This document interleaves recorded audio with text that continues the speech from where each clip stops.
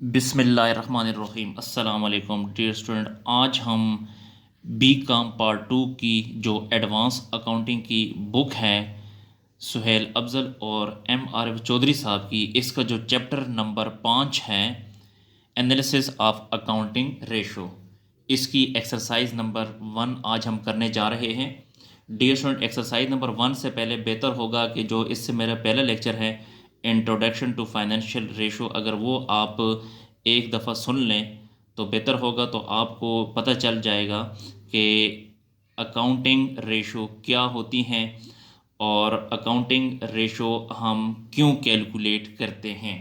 तो dear student, हम exercise की तरफ आते हैं। तो एक्सरसाइज नंबर 1, सबसे पहले मैं आपको एक्सरसाइज एक्सप्लेन कर देता हूँ, तो उसके बाद जो है हम फिर सोल्यूशन की तरफ जाएंगे। तो एक्सरसाइज नंबर 1 में कहता है following is the balance sheet of X Y Z limited as on 31 December 2017। जी, ये जो बैलेंस शीट है ये एक्स वाई जेड कंपनी की है। तो इस बैलेंस शीट में देखें, इस साइड पर एसेट हैं और इस साइड पे लाइबिलिटीज़ हैं। तो पहले मैं आपको एसेट एक्सप्लेन कर देता हूँ, उसके बाद लाइबिलिटीज़ में एक्सप्लेन कर देता हूँ। तो डियर स्टूडेंट, इससे जो मेरा प्रीवियस लेक्चर है उसमें मैंने बताया हुआ है कि एसेट्स की कितनी अकसाम होती हैं और लाइबिलिटीज़ की कितनी अकसाम हैं। तो क्वेश्चन को एक्सप्लेन करते हैं। जी, तो एसेट साइड पे मशीनरी है, ये फिक्स्ड एसेट है। फर्नीचर ये भी फिक्स्ड एसेट है। स्टॉक करंट एसेट है।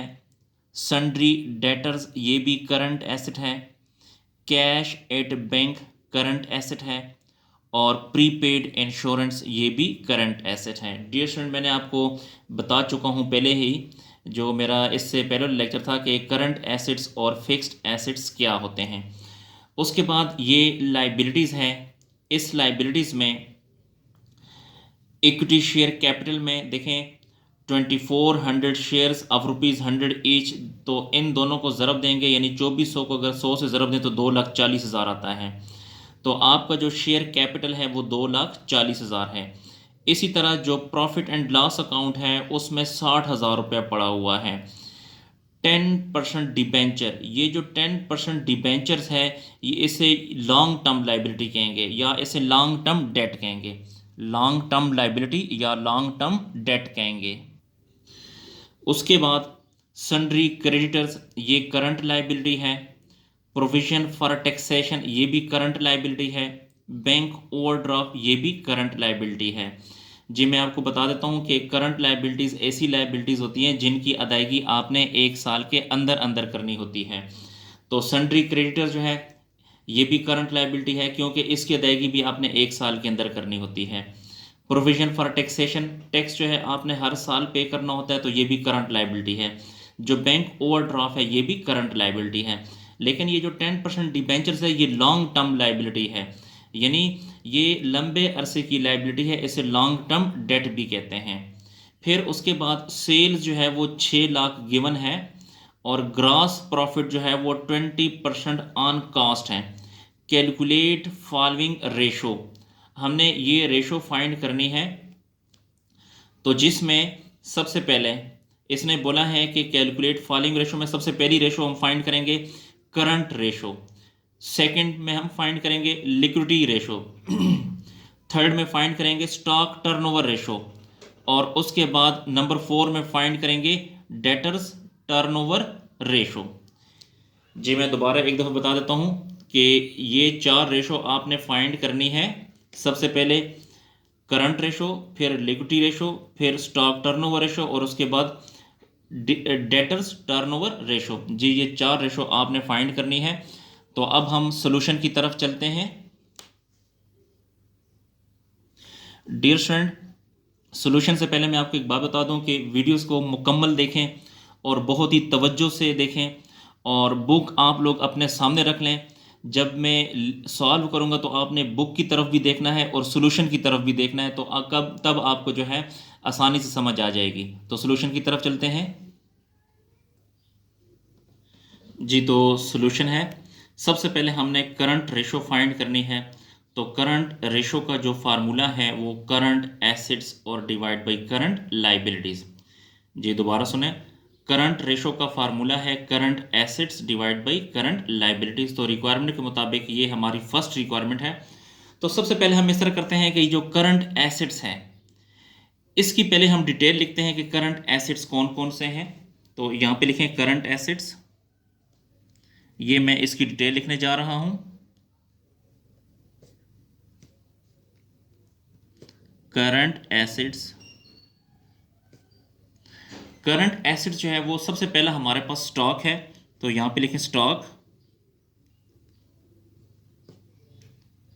और स्टॉक की जो अमाउंट है वो है 1,20,000। तो इसके सामने लिखेंगे 1,20,000।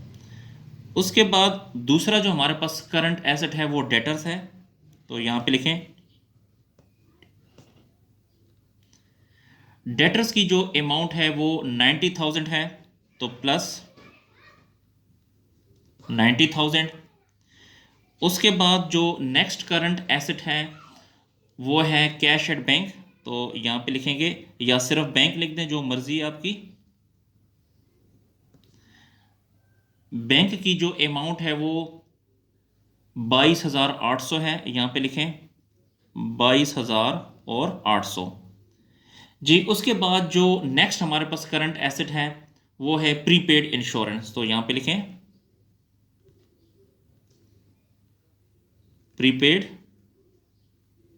इंश्योरेंस। प्रीपेड इंश्योरेंस की अमाउंट है हमारे पास 7,200। 7,200। जी अब आप लोगों ने इस तरह करना है कि ये जो का चार करंट एसेट्स हैं 1,20,000, 90,000, 22,800 और 7,200, इन चारों को जमा करें। चलें जी कैलकुलेशन करें। 1,20,000 जमा 90,000 जमा 22,800 जमा 7,200, इन चारों को प्लस करने से आता है 2,40,000। तो यहां पे लिखें 2,40,000। जी उसके बाद तो करंट एसेट्स हमारे पास टोटल हैं 2,40,000 के। तो यहां पे देखें ये करंट एसेट है, तो इस करंट एसेट की जगह लिखें 2,40,000। यहां पे लिखें 2,40,000।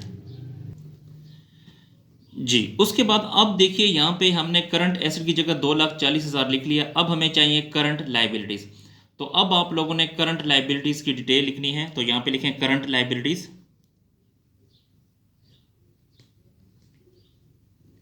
Current liabilities. तो करंट लाइबिलिटीज भी हमारे पास तीन हैं। एक है सन्ड्री क्रेडिटर, तो लिखें सन्ड्री क्रेडिटर। दूसरी हमारे पास है प्रोविजन फॉर टैक्सेशन,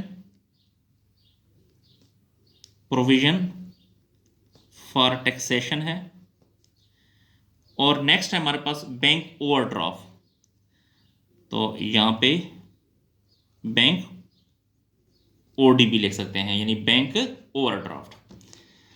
अब जो सन्ड्री क्रेडिटर्स की जो अमाउंट है वो है 1,50,000। 1,50,000।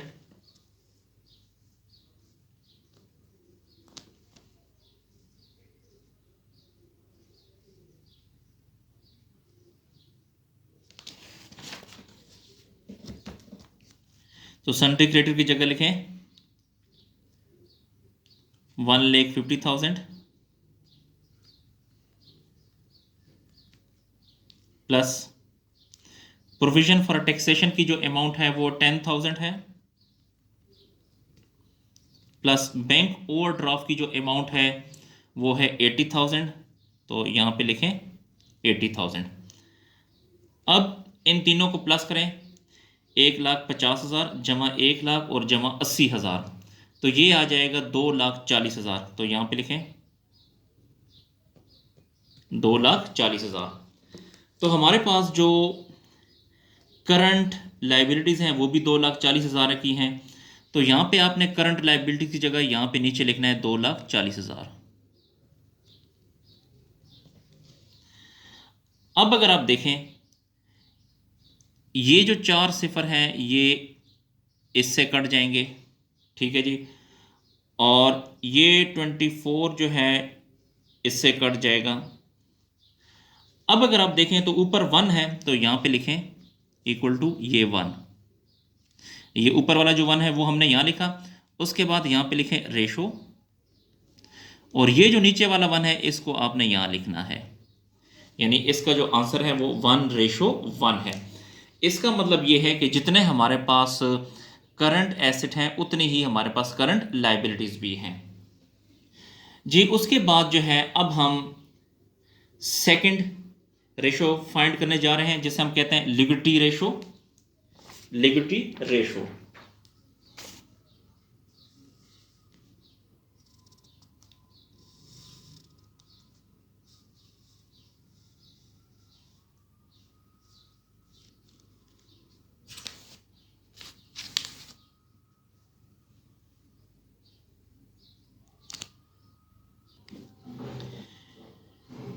जी, तो लिक्विडिटी रेशो का जो फार्मूला है वो है liquid asset divide by current liability.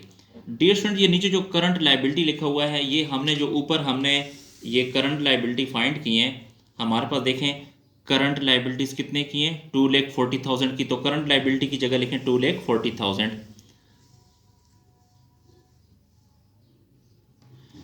तो यहां पे हम लिखते हैं करंट लायबिलिटी की जगह 2,40,000 जी। उसके बाद अब हमें चाहिए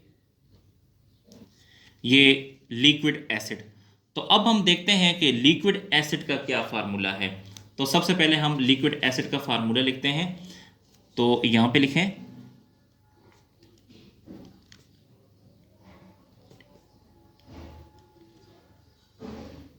liquid asset equal to, liquid assets का फार्मूला है करंट एसिड्स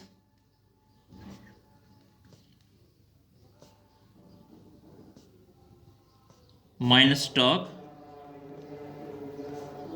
और माइनस प्रीपेड एक्सपेंस।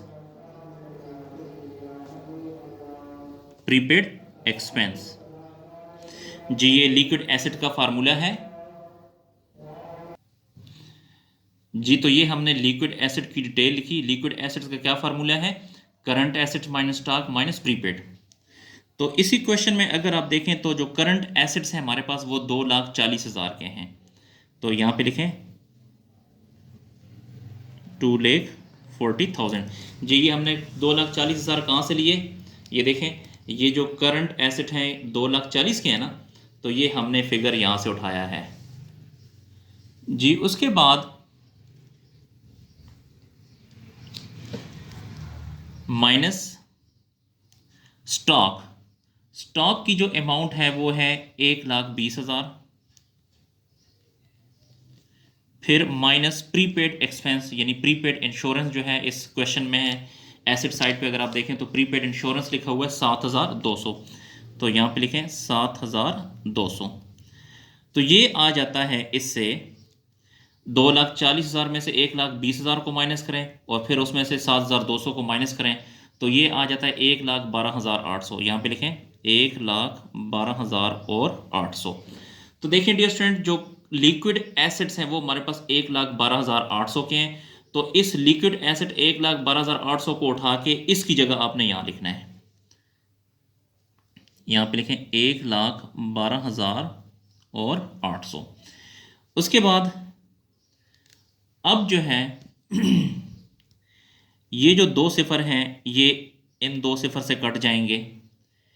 फिर इस पर अगर इसको डिवाइड करें तो यहां पे आता है, इस पे डिवाइड करेंगे तो ये आ जाएगा 0.47। तो देखिए पहले यहां पे क्या लिखा हुआ है 0.47 है, तो यहां पहले लिखेंगे 0.47, यहां पे लिखना है रेशो, नीचे 1 है तो यहां पे लिखेंगे 1। या फिर डियर स्टूडेंट एक और आसान तरीकाकार भी बताता हूं कि इस पर अगर आप इसको जो इसको इस पे डिवाइड करेंगे तो जो आंसर आएगा वो आप यहां पे लिख सकते हैं।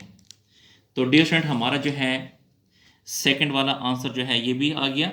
सेकंड रेशो, लिक्विडिटी रेशो हमने फाइंड कर ली। इसके बाद अब हम फाइंड करने जा रहे हैं स्टॉक टर्नओवर रेशो। तो लिखते हैं जी stock turnover ratio.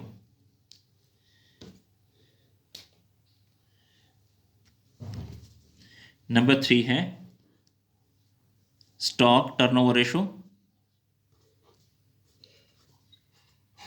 Stock turnover ratio, मैंने शॉर्ट में यहाँ पे TOR लिखा है, तो आप शॉर्ट में भी लिख सकते हैं या स्टॉक टर्नओवर रेशो पूरा भी लिख सकते हैं। तो इसका जो फार्मूला है वो है cost of good sold divide by average stock. जी स्टॉक टर्नओवर रेशो का फार्मूला है कॉस्ट ऑफ गुड सोल्ड, यहां पे लिखें cost of good sold divide करेंगे एवरेज स्टॉक पे, एवरेज स्टॉक। ये इसका फार्मूला है। तो अब डियर स्टूडेंट हमने सबसे पहले फाइंड करनी है कॉस्ट ऑफ गुड सोल्ड। तो कॉस्ट ऑफ गुड सोल्ड के लिए थोड़ी सी हम वर्किंग करते हैं पहले जी। तो कॉस्ट ऑफ गुड सोल्ड पहले आप लोग इसकी वर्किंग करेंगे। तो यहां पे लिखें कॉस्ट ऑफ गुड सोल्ड। अब हम सपोज करते हैं, सपोज कॉस्ट इक्वल टू 100 है। सपोज करते हैं कि जो कॉस्ट है वो 100 है और जो ग्रॉस प्रॉफिट है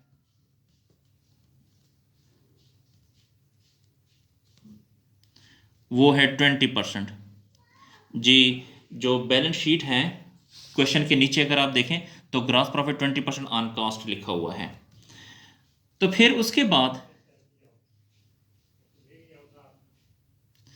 इन दोनों को प्लस करेंगे तो ये आ जाएगा 120। तो ये जो 120 है ये सेल प्राइस है, यानी ये सेल है, क्योंकि कॉस्ट अगर 100 है और ग्रॉस प्रॉफिट 20 है तो कॉस्ट और ग्रॉस प्रॉफिट दोनों को प्लस करेंगे तो वो सेल हमारे पास आ जाएगी, यानी 120 जो है ये सेल है। अब इसके बाद हमने देखिए ये कॉस्ट फाइंड करनी है। तो कॉस्ट हम कैसे फाइंड करेंगे जी। तो यहां पे देखें कॉस्ट ऑफ गुड सोल्ड हमें चाहिए, यानी कॉस्ट चाहिए। तो यहां पे लिखें cost equal to cost, sale price कितनी है 120 है। अगर 120 पे जो सेल प्राइस है वो है 6 लाख जी, ये जो 6 लाख है जो क्वेश्चन आपको गिवन है उसकी बैलेंस शीट के नीचे देखें सेल्स 6 लाख है। तो हमें डियर स्टूडेंट कॉस्ट चाहिए, तो देखें कॉस्ट कितनी है 100 है, तो फिर 100 में कितनी होगी। तो इससे आता है अगर आप 6 लाख को 100 से ज़रब दें और जो आएगा उसको 120 पे डिवाइड करें तो हमारे पास आ जाएगा 5 लाख। यहाँ पे लिखें 5 लाख। तो कॉस्ट हमारे पास है 5 लाख। तो हमें यहाँ पे देखें कॉस्ट ऑफ गुड सोल्ड यानी कॉस्ट चाहिए। तो ये जो 5 लाख है ये कॉस्ट है, इस 5 लाख को उठा के इसकी जगह लिखें, यहाँ पे लिखें 5 लाख। उसके बाद जो एवरेज स्टॉक है बैलेंस शीट के एसेट साइड पे स्टॉक देखें तो वो है 1,20,000। तो यहाँ पे लिखें 1,20,000 जी। अब आपने 5 लाख को 1,20,000 पे डिवाइड करेंगे तो आपके पास आंसर आ जाएगा 4.17 टाइम्स जी। ये हमारी जो थर्ड रिक्वायरमेंट थी स्टॉक टर्नओवर रेशो वो हमने फाइंड की। अब इसके बाद हम फाइंड करने जा रहे हैं डेटर्स टर्नओवर रेशो जी। तो नंबर 4 रिक्वायरमेंट है डेटर्स टर्नओवर रेशो। यहां पे लिखें debtors turnover ratio. Debtors turnover ratio में इसका जो फार्मूला है नेट क्रेडिट सेल, यहां पे लिखेंगे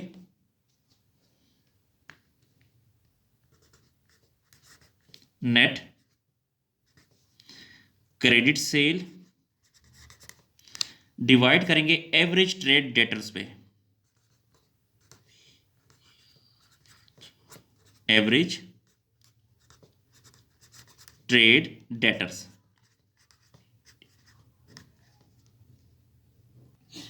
जी दोबारा एक दफ़ा बता देता हूँ, डेटर्स टर्न ओवर रेशो, ये मैंने शॉर्ट में लिखा है टर्न ओवर रेशो, आप पूरे अल्फाज भी लिख सकते हैं। तो डेटर्स टर्न ओवर रेशो का फार्मूला है net credit sale divide by average trade debtors.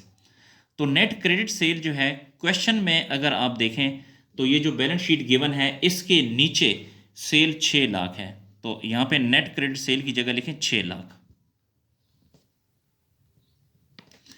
फिर अब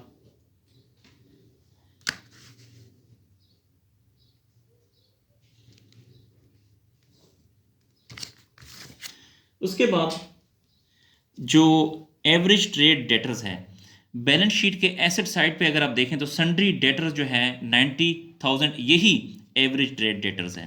तो एवरेज ट्रेड डेटर्स की जगह लिखेंगे 90,000।